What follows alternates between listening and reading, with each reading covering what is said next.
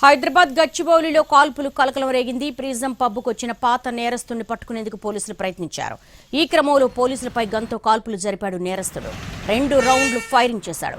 ఈ ఘటనలో కానిస్టేబుల్ వెంకట్రామరెడ్డి గాయపడ్డాడు. అతడి కాల్లోకి బుల్లెట్ దూసుకెళ్లింది. గాయపడ్డ కానిస్టేబుల్ ఆసుపత్రికి తరలించారు.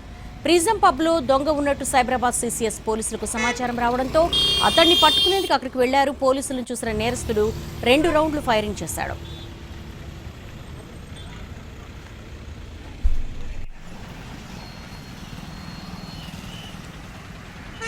హైదరాబాద్ గచ్చిబౌలిలో కాల్పుల కలకలం రేగింది. ప్రిజం పబ్కు వచ్చిన పాత నేరస్తుడిని పట్టుకునేందుకు పోలీసులు ప్రయత్నించారు. ఈ క్రమంలో పోలీసులపై గన్తో కాల్పులు జరిపాడు నేరస్తుడు. దీనికి సంబంధించి క్రైమ్ ఇన్పుట్ ఎడిటర్ రమేష్ అడిగి మరిన్ని వివరాలు తెలుసుకుందాం. రమేష్, ఆ పాత నేరస్తుడు ఎవరు, గాయపడ్డ కానిస్టేబుల్ వివరాలేంటి? దీనికి సంబంధించి చూసినట్లయితే ప్రిజం పబ్ లో జరిగిన కాల్పుల ప్రస్తుతానికి పోలీసుల విచారణ కొనసాగుతుంది. పోలీసులు దీనికి సంబంధించి కొంత సమాచారం ఇప్పటికే సేకరించున్నారు.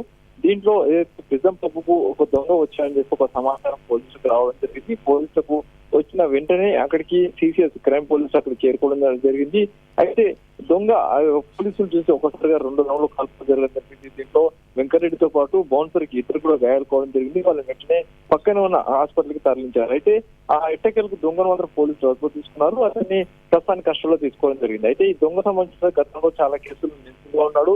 అంతేకాకుండా ఇటీవల కాలంలో జరిగిన ఏదైతే అభ్యర్థులు కావచ్చు, లేకుంటే బిగ్గర్ కాల్పులకు సంబంధించి కొంత సమాచారం సంబంధించి అలాంటి పోలికలు ఉన్న దొంగ ఉన్నాడు. అయితే అలాంటి పోలికలు ఉన్న వ్యక్తి ఒకరు వచ్చారు పబ్బులో సమాచారం రావడంతో నిజాం పబ్బులోకి వెంటనే పోలీసు అధికారులు అక్కడికి చేరుకోవడం జరిగింది. అయితే పోలీసులను చూసిన ఆ దొంగ వెంటనే కాల్పులు జరిపారు. ఆ కాల్పుల నేపథ్యంలో కానిస్టేబుల్ తో పాటుగా మరొక బౌన్సర్ కి ఇద్దరు కూడా గాయాలు కావడం జరిగింది.